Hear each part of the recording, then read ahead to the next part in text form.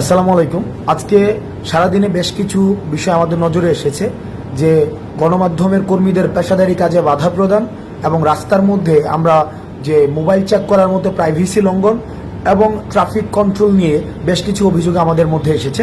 আমি প্রথমেই বলতে চাই যে আমরা নির্যাতকের পরিবর্তন চাইনি, আমরা নির্যাতনেরও পরিবর্তন চেয়েছি।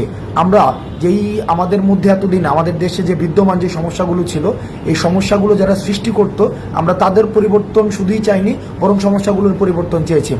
ছাত্রলীগ যেভাবে আমাদের ফোন চেক করে দেখেছিল যে আন্দোলন সংশ্লিষ্ট কোনো ছবি আছে কিনা, এবং তারা আমাদের শিক্ষার্থীদের উপরে নির্যাতন করেছে ফোন চেক করার মধ্য দিয়ে, এবং সেটি প্রাইভেসি লঙ্ঘন হয়েছে, আমরা তখন সেই বিষয়টির প্রতিবাদ জানিয়েছি।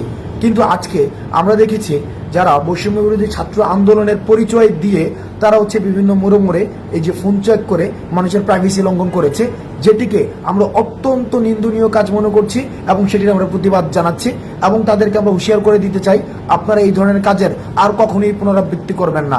কারণ এই ছাত্রলীগীয় কায়দায় যে কাজগুলো হয়, আমরা সেটিরও কিন্তু পরিবর্তন চাই। দ্বিতীয়ত, আমরা খবর পেয়েছি যে ধানমন্ডি 32-এ আমাদের গণমাধ্যম কর্মীদের অনেকেই তাদেরকে ছবি তুলতে বাধা দেওয়া হয়েছে, ভিডিও ফুটেজ নিতে বাধা দেওয়া হয়েছে।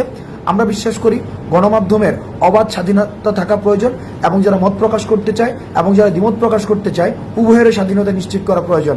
সেই জায়গা থেকে আজকে যারা ধানমন্ডি 32-এ যারা গণমাধ্যম কর্মীদেরকে তাদের পেশাদারি কাজ করতে দেননি, তাদের এই কাজের আমরা নিন্দা জানাই। গণমাধ্যম স্বাধীনতা নিশ্চিত করার জন্য আমরা ফেসিস্ট গভর্নমেন্টের সময় আমরা যেটি দেখেছি যে গণমাধ্যমকে স্বাধীনভাবে কাজ করতে দেয়নি, সেই কাজের পুনরাবৃত্তি আমরা এখন আর চাই না। গণমাধ্যমের স্বাধীনতা উন্মুক্ত করা হোক। তৃতীয়ত, আমরা ট্রাফিক কন্ট্রোলের যে বিষয়টি, সেই বিষয়টি নিয়ে আমাদের কিছু বিষয় আমাদের কাছে পর্যালোচনা এসেছে যে ঢাকার বিভিন্ন প্রান্তে স্বতঃস্ফূর্তভাবে শিক্ষার্থীরা ট্রাফিক কন্ট্রোলের কাজ করছে, সেটি অবশ্যই ইতিবাচক। কিন্তু 2 কিলোমিটার একটা রাস্তায় যদি 5 থেকে 6 বার সেখানে ট্রাফিক চেক করা হয়, সেটি মানুষের বিরক্তির পর্যায়ে পড়ে। সুতরাং যারা বিভিন্ন পয়েন্টে ট্রাফিক কন্ট্রোলের কাজ করছে, তাদের প্রতি অনুরোধ থাকবে, আপনাদের কাজটি অনেক বেশি মহৎ এবং অনেক বেশি মহান, এবং এই ক্রান্তিকালীন সময়ে আপনাদের অবদান অনস্বীকার্য। কিন্তু আপনারা নিশ্চিত করবেন আপনারা যাত্রীদের সাথে এবং ড্রাইভারদের সাথে এমন কোনো ব্যবহার করবেন না যাতে করে আমাদের বৈষম্য বিরোধী ছাত্র আন্দোলন বা আমাদের রাষ্ট্র সংস্কারের যে কাজটি শিক্ষার্থীরা স্বপ্রণোদিত হয়ে করছে, সেটিকে কোনোভাবে প্রশ্নবিদ্ধ করা যায়। আমরা আমাদের রাষ্ট্র সংস্কারের কাজ অব্যাহত থাকবে, এবং যতদিন না পর্যন্ত রাষ্ট্র সংস্কারের চূড়ান্ত প্রতিফলন আমরা সামনে দেখতে পাচ্ছি, ততদিন পর্যন্ত এই রাষ্ট্র সংস্কারের কাজ চলবে। আপনারা ভালো থাকবেন। সালামু আলাইকুম।